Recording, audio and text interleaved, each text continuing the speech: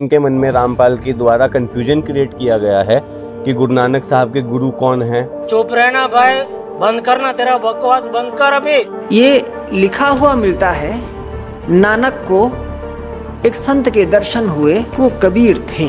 तुम पुराणों को सत्य मानते हो, पहली बात ये ध्यान रखना, हम लोग पुराणों को सत्य नहीं मानते। जो ये कहते हैं हम पुराणों को नहीं मानते, उनकी महामूर्खता है। तुम ग्रंथों के आधार पे ज्ञान की बात करते हो। तुमको ज्ञान का अर्थ पता भी है, ज्ञान होता क्या है? गुरु बिन काहू न पाया ज्ञान, जो ठोठा बुस छड़े किसान। गुरु नानक साहब की गुरु ग्रंथ साहब में तो ये भी लिखा है, कमल नैन मधुर बैन कहत माँ जसोद, जिसे दही बात खाए जियो, वाहे गुरु वाहे जियो। गुरु ग्रंथ साहिब के प्रश्न नंबर 1257 पर क्या लिखा है? कहते हैं बागे कापड़ और बोले बैन, लंबा नक काले तेरे नैन। है कबू साहेब देखा बहन। और अभी तो रुको, क्लाइमैक्स अभी बाकी। संत कबीर, गुरु नानक देव और बाबा गोरखनाथ जी ने एक साथ बैठ करके आध्यात्मिक चर्चा की। गुरु नानक और कबीर जी के बीच क्या संबंध था? आज इसी विषय को विस्तार से क्लियर करने के लिए हम आपके बीच कुछ आध्यात्मिक जानकारों के विचार लेकर आए हैं। इन आध्यात्मिक जानकारों में एक तरफ हैं राहुल भामरा जी व कुछ अन्य आध्यात्मिक जानकार, वहीं दूसरी ओर हैं संत रामपाल जी महाराज। इन आध्यात्मिक जानकारों में किसका ज्ञान उत्तम है? कमेंट करके हमें अपनी राय अवश्य दें।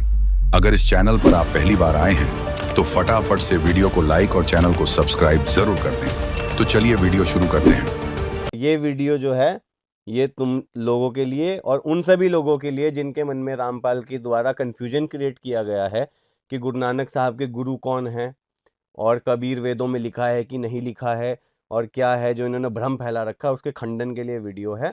इससे ज़्यादा इस वीडियो का और कोई मंतव्य नहीं, पर तुम्हारे ग्रंथों से मैं तुम्हें साबित करूंगा कि तुम्हारा गुरु तुम्हें क्या कहता है। ठीक, तुम लोगों ने मेरे कमेंट सेक्शन में क्या लिखा कि श्रीमद् देवी भागवत में लिखा है कि जितने भी ब्राह्मण हैं वो सब कलयुग में राक्षस होंगे। तुमने एक लाइन पढ़ के बता दी, इसका अर्थ ये है कि तुम पुराणों को सत्य मानते हो। पहली बात ये ध्यान रखना, हम लोग पुराणों को सत्य नहीं मानते। गुरु गोविंद सिंह ने कहा, राम रहीम पुराण कुरान अनेक कहे मत एक ना मान्यो, कि ना वो पुराणों को मानते हैं ना वो कुरान को मानते हैं, इसलिए हम भी नहीं मानते हैं। पर तुम मानते हो, तुम ग्रंथों के आधार पे ज्ञान की बात करते हो। तुमको ज्ञान का अर्थ पता भी है, ज्ञान होता क्या है? ज्ञान अनुभव होता है। तुम जो किताबें बांचते हो ना, तुम्हारे लिए कबीर ने कहा, पोथी पढ़ पढ़ जगमुआ पंडित भयानक होए। अपने ऊपर भी लागू करनी चाहिए, अपने गुरुओं की वाणी को थोड़ा सा कर लिया करो। जो तुम पोथियां पढ़ पढ़ के सबको दिखाते हो, ये देखो यहाँ कबीर लिखा है, ये देखो कबीर लिखा है, उसका भी तुम्हारा मैं भांडा भी फोड़ने वाला हूं। जो तुम लोग गुरु नानक साहब की वाणी का दुरुपयोग करके बताते हो, एक शब्द है गुरु नानक साहब का, क्या है? यक अर्ज गुफ्तम पेश तू दरगोश कुन करतार, हका कबीर करीम तू बेऐब परवरदिगार। पूरा संदर्भ समझो, बस कबीर लिख दिया तो मतलब कबीर परमात्मा हो गया इतना लिखने से? तो फिर गुरु नानक साहब की गुरु ग्रंथ साहब में तो ये भी लिखा है, कमल नैन मधुर बैन कहत माँ जसोद, जिसे दही बात खाए जियो, वाहे गुरु वाहे जियो।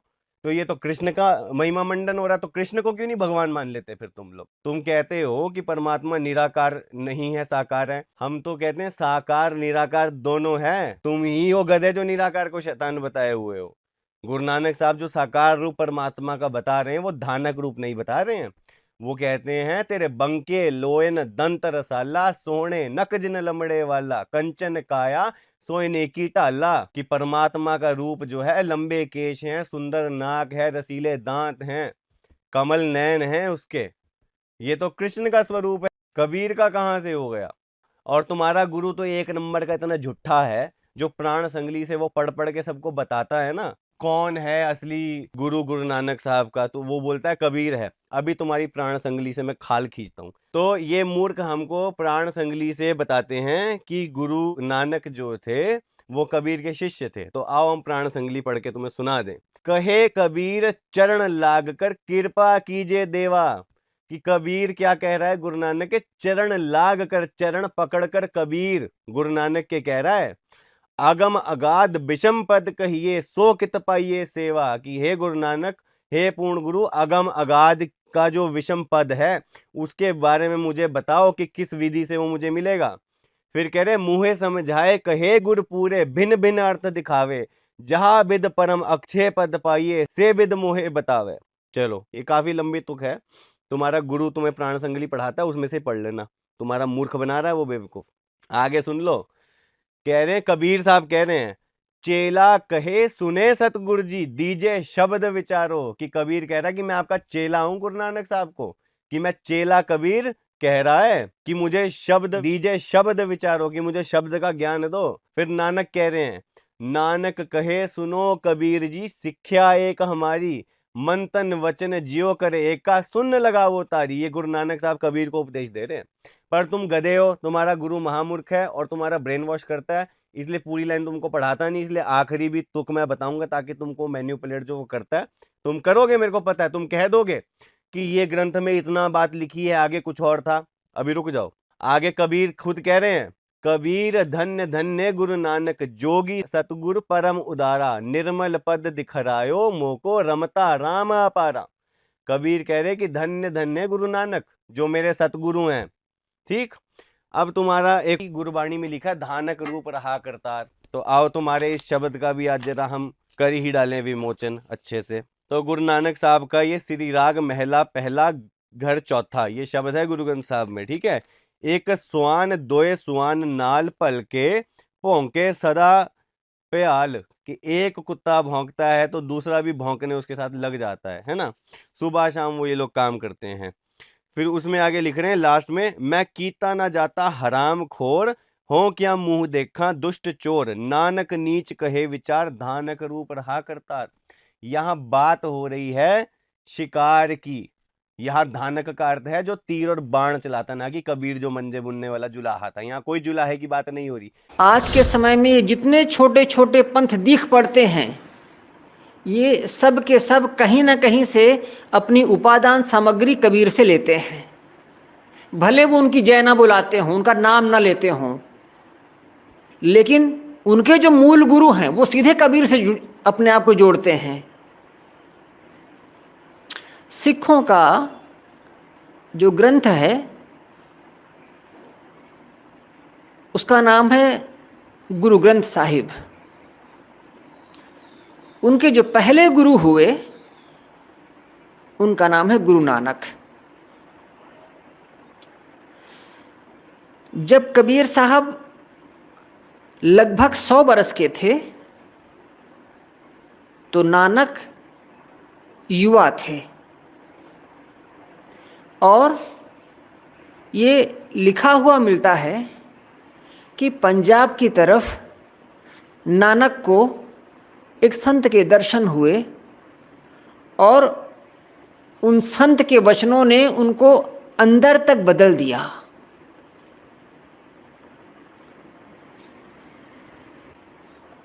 लेकिन जो सिख मानने वाले हैं, सिख धर्म के मानने वाले हैं, वो कहते हैं कि वो कबीर थे। नानक चमत्कार के नाम से 4 भागों में एक पुस्तक है, विदेश से प्रकाशित है। नानक चमत्कार, चमत्कार ही है, नाम लिखा है उन्होंने दिखाया है कि नानक बड़ा से बड़ा कवि नानक के सामने पानी भरता है, बड़ा से बड़ा देवता नानक के सामने छोटा है। ये जो बुद्ध है, ये जो महावीर हैं, ये जो कृष्ण हैं, ये जो राम हैं, सब जगह दिखाया है कि नानक उनसे बड़े हैं और वो सब छोटे हैं। लेकिन चारों भागों में लगभग 1500 पृष्ठ हैं, कहीं एक लाइन उन्होंने नहीं लिखा कि नानक कबीर से बड़े हैं। ये बड़प्पन की बात नहीं है, ये महत्व की बात है। जिन्होंने चमत्कार लिखा उन्होंने इस बात को स्वीकारा कि नानक ने कुछ कबीर से सीखा, इसलिए कबीर बड़े हैं। इसलिए नानक को कबीर से मिलवाया नहीं उन्होंने। मिलवाएंगे तब नानक को बड़ा करना होगा, और नानक को बड़ा कर देंगे तो ठीक नहीं लगेगा। तो नानक ने बहुत सी सामग्री कबीर से ली है, बहुत सी बातें जो हिंदू धर्म नहीं स्वीकार कर पाया उसको नानक ने स्वीकारा, और जो परमात्मा है, जो सृजनहार है, वो भी उनको अपने गुरु में दिखता है। गुरु की जितनी महिमा कबीर गाते हैं वही महिमा नानक गाते हैं। तो जो कबीर साहब की जो वाणी है, जो कबीर साहब का संदेश है, नानक साहब ने उसको पंजाबी में कहा बस। दोस्तों, अभी आपने सुने इन सभी आध्यात्मिक जानकारों के आध्यात्मिक विचार। आइए अब सुनते हैं संत रामपाल जी महाराज के आध्यात्मिक विचार। अब परमात्मा को पहचानना एक इतना आसान हो गया। एक तो ये पहचानना है कि सारे वेद बतावें, चारों वेदों को तो हम कति फाइनल मान रहे हैं। अब भी कोई उसको न्यू कहे मैं नहीं मानता वेदों को, वो तो फिर भक्ति योग प्राणी है नहीं, या किसी ने भ्रमित कर रखा, उल्लू ने, मूर्ख ने। जो ये कहते हैं हम वेदों को नहीं मानते, पुराणों को नहीं मानते, हम अपने गुरुओं के ज्ञान को श्रेष्ठ मानते हैं, तो सदग्रंथों को न मानना ही उनकी महामूर्खता है। और कबीर जी की वाणी भी सदग्रंथ है, वो सब ग्रंथों का ग्रंथ है, यानी उसमें ऑल इन वन है, नो समझ लो। और दूसरा वेद बताते हैं, फिर वो लीला किसने की, फिर आंखों देखा संत बताते हैं। हम सुल्तानी नानक तारे दादू को उपदेश दिया, जात जुलाहा भेद न पाया वो काशी माहे कबीर हुआ। आदरणीय गरीबदास साहिब जी बता रहे हैं, उनको भगवान मिले थे, जिनको वो आकर मिलते हैं अच्छी आत्मा दृढ़ भक्तों को। उनमें से एक आदरणीय नानक साहिब जी हैं, वो कहते हैं फाई सूरत मलोकी वेश, ए ठगवाड़ा ठगी देश खराब सियाणा बहुता भार। ये धानक रूप रहा करतार। परमात्मा सतलोक से आए थे, परमात्मा उसमें समकालीन थे, इनके यहाँ भी थे, सतलोक में भी रहते हैं, वो हर जगह जहाँ चाहे प्रकट हो सकते हैं, प्रभु में इतनी शक्ति है। तो नानक साहिब जी को बेई नदी पर मिले थे, स्नान करने गए जब, उससे पहले भी वार्ता की थी कबीर रूप में आकर, लेकिन नानक साहब जी मान्य नहीं थे, लेकिन अंदर से टूट गए थे सच्चाई को सुनकर। प्रार्थना यही करते थे, प्रभु फेर मिलो एक बार है। तो स्नान करने के लिए बेई नदी पर जाते थे। पहले परमात्मा कबीर जी उनसे मिले, चर्चा की और बताया कि मैं कबीर हूँ और छोटी जाति का धारणक हूँ, काशी में रहता हूँ और मैं ज्ञान की तलाश में घूम रहा हूँ। तो नानक साहिब जी ने बताया कि श्री कृष्ण जी, श्री विष्णु जी सर्वशक्तिमान हैं, ये परम शक्ति है। गीता में इसी का वर्णन किया गया है। यानी जैसा भी उन्होंने, श्री नानक देव जी ने ब्रजलाल पांडे से गीता पढ़ा करते थे, जैसा भी ऐसे इन गुरुओं ने हमें ज्ञान दे रखा था, उसी आधार से नानक जी ने बहुत अपना सुनाया कि ऐसे है, श्री कृष्ण सर्वेश्वर हैं, सर्वशक्तिमान हैं, इन्हीं की भक्ति से मोक्ष होगा। तो परमात्मा ने उनसे 7 श्लोकों के उत्तर पूछे थे नानक साहिब जी से। एक तो ये पूछा था कि यदि श्री कृष्ण जी सर्वशक्तिमान हैं, चौथे अध्याय के 5वें और 9वें श्लोक में, दूसरे अध्याय के 12वें श्लोक में, 10वें अध्याय के दूसरे श्लोक में कहता मेरी तो जन्म मृत्यु होते। 18वें अध्याय के 62वें श्लोक में ये किसको किसकी शरण में जाने को कह रहे हैं, पूछना आपके ब्रजलाल पांडे से। 7वें अध्याय के 18वें श्लोक में अपनी गति को अनुत्तम कह रहे हैं। उत्तम पुरुष है तू अन्य वो कौन है। चौथे अध्याय के 34वें श्लोक में कहा कि तत्व ज्ञान तो कोई और है। ये गीता वाला ज्ञान, तत्व ज्ञान, इसको संत बतावेंगे। इन बातों को कह करके नानक साहिब जी नाराज हो गए ये सुनकर, लेकिन रात्रि के समय करवट बदलते रहे कि सचमुच बात तो सारी सच्ची है। नानक साहब भी पढ़े हुए थे, हिंदी भी पढ़े थे, फारसी भी पढ़े थे। उन्होंने गीता जी को देखा, एक आध ब्राह्मण से बात करी, किसी के पास उत्तर नहीं था। तो ऊपर से तो वो कबीर जी को धमका कर आ गए थे कि तू गलत बोलता है, तो मुसलमान दिखाई देता है। तो परमात्मा चले गए थे उस टाइम। कुछ दिनों के बाद उसको ऐसी कसक लगी नानक जी को, अंदर से रोने लगे, तड़पते थे। एक बार फिर मिले महाराज, फिर बात करेंगे। वो फिर दोबारा फिर मिल गए 15-20 दिन के बाद। उस समय केवल नानक जी को दिखाई दे रहे थे, अन्य को नहीं। कुछ देर बात हुई थी, फिर नानक जी ने, क्योंकि वो मन नहीं टेकता जल्दी सी, उन्होंने कहा था कि मैं इस दरिया में छलांग लगाऊंगा, मुझे ढूंढ देना। नानक साहब जी ने दरिया में छलांग लगा दी। परमात्मा ने उनको गुप्त किया वहाँ से और पीछे जाकर 3 किलोमीटर पीछे को, जहाँ से अप स्ट्रीम में ले गए, जिधर से पानी बहता रहा था, और वहाँ उनका शरीर एकांत स्थान पर रख दिया। आत्मा को लेकर सचखंड गए। सचखंड में देखा कबीर परमेश्वर जो जिंदा महात्मा के रूप में वहाँ उनको मिले थे, उसी रूप में ऊपर सतलोक में पहुँचे और परमात्मा सतपुरुष बैठे थे तख्त के ऊपर, ऑल ओवर कंट्रोलर की चेयर पे, उस सिंहासन पर। तो नानक साहब ने सोचा कि परमात्मा यूँ है सतपुरुष, सतपुरुष ये है सामने बैठे सिंहासन पर, और कबीर जी एक सिंपल बेस में जिंदा महात्मा के रूप में, साधु के रूप में, और ये यहाँ का नौकर होगा कोई कबीर। तो नानक जी ने सोचा। अब उस समय तक परमात्मा ने ये डिस्क्लोज नहीं किया। जब पहले रूप में मिले थे, वो जब तो कबीर रूप में मिले थे, दोबारा जब आए जिंदा महात्मा का रूप बना कर आगे, शरीर दूसरा था, चेहरा नहीं मिल रहा था बनारस वाले। फिर उनको लेकर गए ऊपर। ऊपर जाकर क्या देखा, कबीर जी जो जिंदा महात्मा के रूप में गए थे और दूसरा उन्हीं का रूप बैठा था, तेजों में करोड़ सूर्य मिला दे करोड़ चंद्रमा, ऐसा एक रोमकूप की शोभा। उसके ऊपर चौर करने लगे कबीर साहब।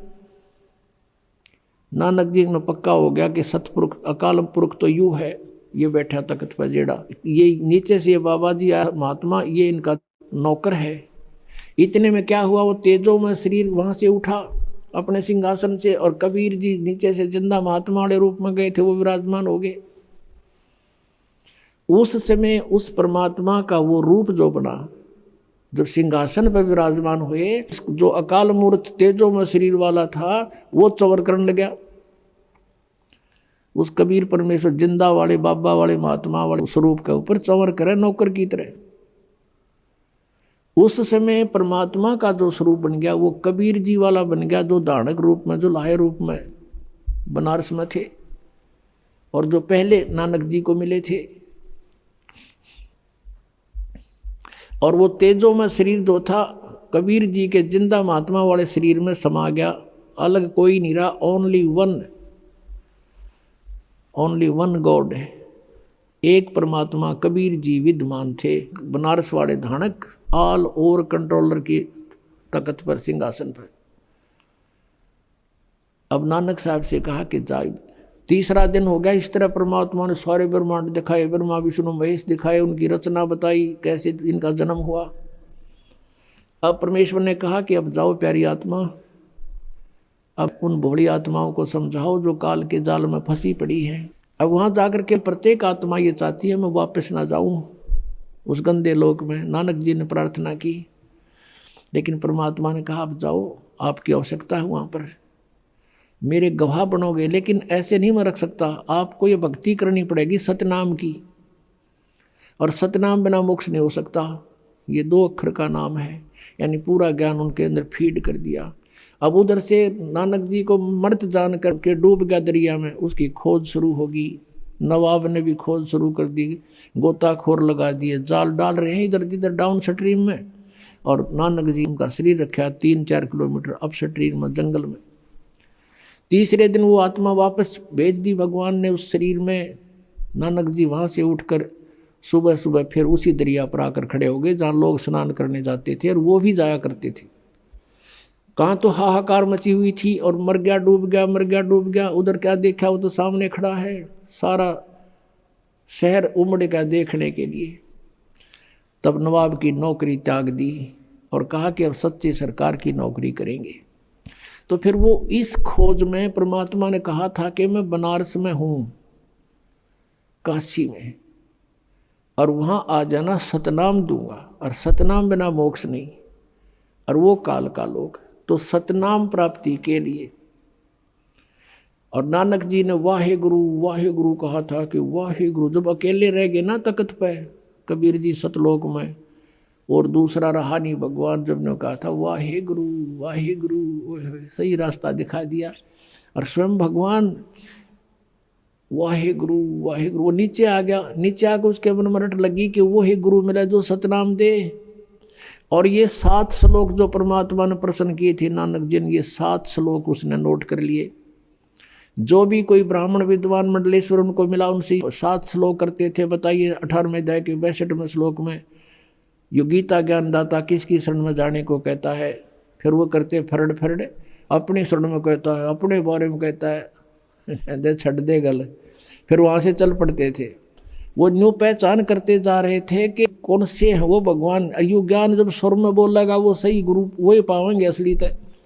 उनकी खोज करनी थी, कहीं महात्माओं में यही छुपे ना हो। पहली उदासी यानी कति मायूस होकर यात्रा की थी, उसको प्रथम उदासी कहते हैं। तो बनारस में पहुँचे। कबीर जी ने यह भी बता दिया था कि मैंने रामानंद जी को गुरु बना रखा है, वो मेरे गुरु जी हैं। पहली मीटिंग में बताया था। तो रामानंद जी सुप्रसिद्ध थे। रामानंद जी के आश्रम में पहुँचे, वहाँ उनसे प्रश्न किया कि ऐसे ऐसे गीता में लिखा है, क्या आप जानते हो? रामानंद जी महात्मा थे, वो सच्ची बोला करते। कहने लगे भाई आजा बैठ जा सरदार जी, आजा बच्चा, मैं जानता नहीं था लेकिन अब जान गया हूँ। मैं नहीं जानता था, मैं विद्वान पाक रहा था, लेकिन मुझे कख का पता नहीं था। वैसे तो वो मेरे को उन्होंने वचन दे दिया, वो भगवान है, परमात्मा है, अब मालिक हैं, सतपुरुष हैं, और मेरे को उन्होंने अपनी स्थिति ऊपर दिखा दी सारी। लेकिन उनकी आज्ञा का मैं पालन कर रहा हूँ। वो मेरे शिष्य नहीं है, मेरे गुरु हैं, लेकिन मर्यादावत उन्होंने कहा कि मुझे आप अपना शिष्य ही मानोगे। वो मेरे शिष्य कहो, मेरे गुरु कहो। और भाई उस कबीर जी ने मुझे यो ज्ञान बताया है। तो नानक जी ने कहा कहाँ मिलेंगे वो, कि अभी आएंगे शाम को यहाँ पर। नानक जी ने सोचा इतनी देर कौन डटा भगवान पृथ्वी पे, और हमने उसके लिए खोज के लिए सिर दे रखा। कहने लगे महाराज मुझे एक रास्ता बता दो, कहाँ है वो? कि वो अपनी झोपड़ी में होंगे। एक सेवक भेज दिया कि जाओ झोपड़ी पर छोड़ के आओ। अब जाकर देखा उस परमात्मा को, खड्डी में कपड़े बुने दानक का काम करें थे। उन ठानी जानते पता था तो आव एक आत्मा प्यारी। जब देखा वहाँ पर सतलोक काला नजारा सारा दिखाई दिया। ओए होए, कहते झांकी वे कबीर की नानक की तीवा, और वह सिखा के गलपड़ी कौन छुटावे था।